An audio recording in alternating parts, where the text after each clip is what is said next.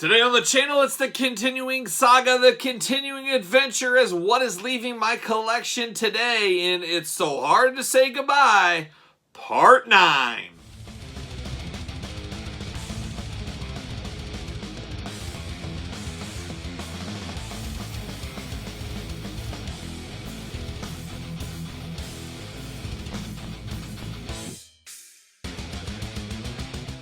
Welcome everyone, Kyle here, and welcome back to the channel for another edition of It's So Hard to Say Goodbye, Part 9. Yes, we've done 9 of these, and I always say, like all collectors out there, the ebbs and flows of collections. Sometimes you're all in on something, sometimes you're all out, sometimes you collect things for many, many years, and you see reasons to get rid of them. And I think one of these days I'm going to do a video, a long-form video about a little bit of how the decisions come in times of collection, what we do with our collection, when the time comes, what my thoughts are on collectibles as a whole, and I think some of that might surprise some of you guys. So maybe we'll do a deep dive video one of these days, one of those. But today, something's leaving my collection, and as I always say, you don't have to go home, but you can't stay here. You've got to get out of here. And as some of you guys know, I'm a Renaissance man of some. I have a lot of collections, obviously action figures, music collections, book collections, Jeep collections, heart collections, as I collect hearts wherever I go, I'm sure. But there's a lot of things that have come and gone through my collections over the years. And one thing that a lot of people don't know about me, and this is getting into it, let's just dive right in, is I'm an avid reader. I've read a lot of books, but you know, when you say that, you sound really impressive. Like, oh, this guy, he's read War and Peace 10 times, stuff like that. Nah, not old Kyle. You know old Kyle. Ever since I was a little kid, I've got no room for made-up stories and stuff like that. I'm a biography guy. I'm a history guy. I want to hear biographies of people I enjoy. That's what I want to read about. I don't like to be forced a book upon me. Oh, here's a story about a guy or whatever. I don't want to hear that stuff. I want to hear, hey, I love Motorhead. Yes, Motorhead. Of course, you guys know that. I want to read every book I can find on Motorhead, and I want to read every book I can find on a lot of professional wrestlers. I have a huge wrestling book collection and Motorhead collection of books, of course. You've seen He-Man books. I have tons of different books, but one thing I really do love is autobiographies, biographies, checklist, list books, things like that. And my favorite subject to read, heavy metal. I love reading about heavy metal bands, then the Beatles, things like that, but preferably heavy metal bands. And I've read tons and tons of books over the years. I have quite the library of hundreds of books. And as of late, reorganizing my collection, looking at some things, looking at some of the media I have. We've talked CDs, albums, cassettes, all that in the past as well. I finally said to myself, you know what? I don't really read books twice. I have a stack of about 50 books I haven't got to yet. It's very, very rare I ever read a book twice. I don't know about you guys, maybe you guys do, but I could count probably on one hand how many books I've read twice because there's always a new book to read. There's always something new to learn. That being said, I got a huge library, a huge wall of books. Guess what? Kyle probably doesn't need these books in his collection anymore. I should probably pass them on because I got to be honest with myself, I'm not going to read them again. And I'm not really a big fan of a library look. It just kind of happened that way in our front room. It just turned into a library just because I've had so many books. But it's time to free these things as other collections grow. Some got to go away. We've talked inflation and see you later number 8 video and some of the other ones. And this is a way to, hey, I'll sell some of this, fund some other things, things like that. These aren't doing anything. I'm not going to read them again. You got to look yourself in the mirror. You got to be honest. And that's why we've come to It's So Hard to Say Goodbye. Episode 9 to my heavy metal music collection with one caveat. I am not selling my Motorhead book collection. I'm keeping all those just because I love Motorhead, as you guys know. But a lot of these books, and some more that you're not going to see here today, they are going to have to be up for sale. And of course, with these That's So Hard to Say Goodbye videos, first dibs go to the Patreon members. So if you're not a member of the Patreon, hit the old link in the description below. I'm going to put them up there first.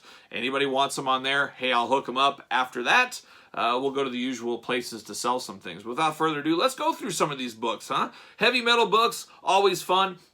Now, there's a ton and tons of deep-cut heavy metal books that most people probably don't even understand or even know existed. Well, here we are today, and I'll show you some of those today. How about this one? Martin Popoff. If you guys are in the heavy metal circles, you know Martin Popoff, probably the most prolific heavy metal journalist of all time. I think he's got hundreds and hundreds of books, biographies, list of heavy metal, hard rock, and Thin Lizzy is no different. One of the greatest, most underrated bands of all time. Thin Lizzy, this is fighting my way back 69 to 76. Now, I've read every one of these books one time. Like I said, I only read them once. So they're all minty mint, as most of my things are, minty mint. But this is book number 1 from Martin Popoff. But guess what? Then you got 76 through 81, Will We Be Strong, Thin Lizzy. So we got the second chapter of the Thin Lizzy story. Like I said, love me some Thin Lizzy. And then you get the final chapter, 81 through 2012. Who knows? I can see him making a 4th book, because we do know Thin Lizzy Mania still is going around. Not quite the same, obviously, without a lot of the members have passed on, unfortunately. But Thin Lizzy's still going on. Still doing Scott Gorham, keeping the flame alive. We got 3 Thin Lizzy books there. How about Nazareth? And you guys know Nazareth, Rasmus Naz. Beautiful book there, Nazareth. ZZ Top, of course, another guy. A lot of these heroes, a lot of these musicians dying. Dusty Hill died recently. We got The Ultimate Guide to Those Sharp-Dressed Men. We've got a little ZZ Top. So a good book there. Metallica, All That Matters. A smaller biography. The Enter Night is the granddaddy of them all, as far as I'm concerned, is Metallica biographies. This is a little shorter read. We got this one right there. So there you go. How about the top 500 heavy metal songs of all time? Once again, Martin Popoff presents. Love these little list things. They're quick reads. You can read, just 1 or 2, something like that. I always like that kind of stuff. So we got that going on right there. Here's another Martin Popoff book, a big heavy-duty one. The Big Book of Hair Metal. Not my favorite genre of metal by any means, but interesting. I do like some. I like some of the deeper cuts as well, but a nice big coffee table book right here. So we got that going on.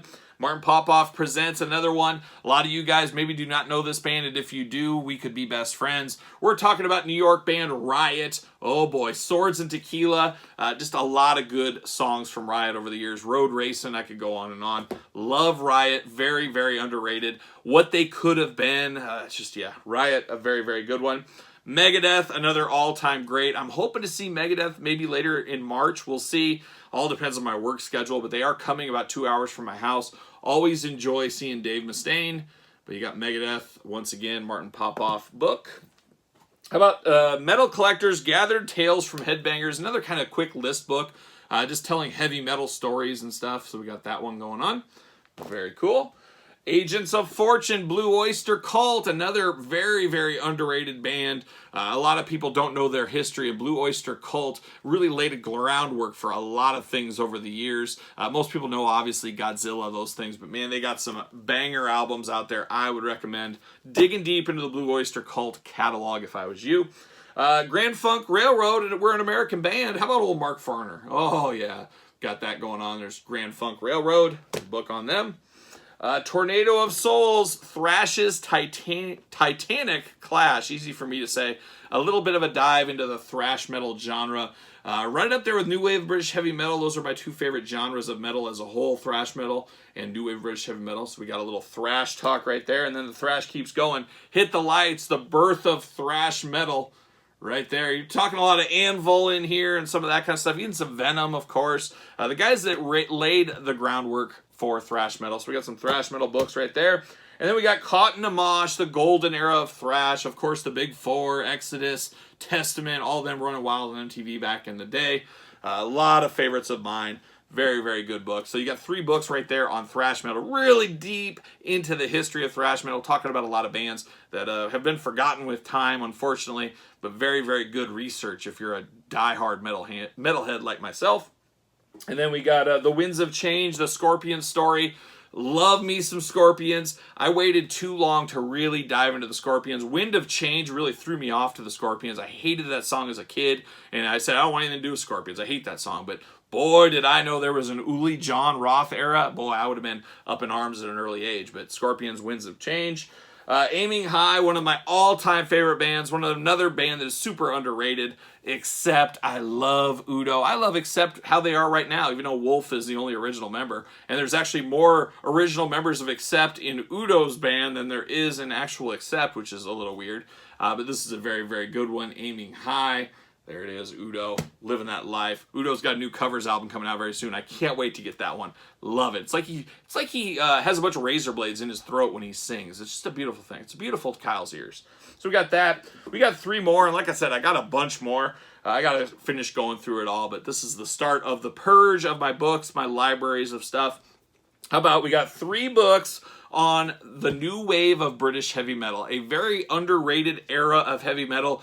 Tons of bands that had singles or 1 albums forgotten, but I love the new wave of British heavy metal sound. Of course, a lot of people say Saxon, Iron Maiden, Def Leppard. There's a lot of those guys, but there's a lot of unknown bands out of there. Of course, the band Demon is probably my favorite new wave British heavy metal band. Very, very underrated. Not Night Demon, just regular Demon. So there you go. Check that out. But we got some of that. The explosive early years of the new wave of British heavy metal. Talks about how the scene started over there in Britain, of course, and a little radio show and all that.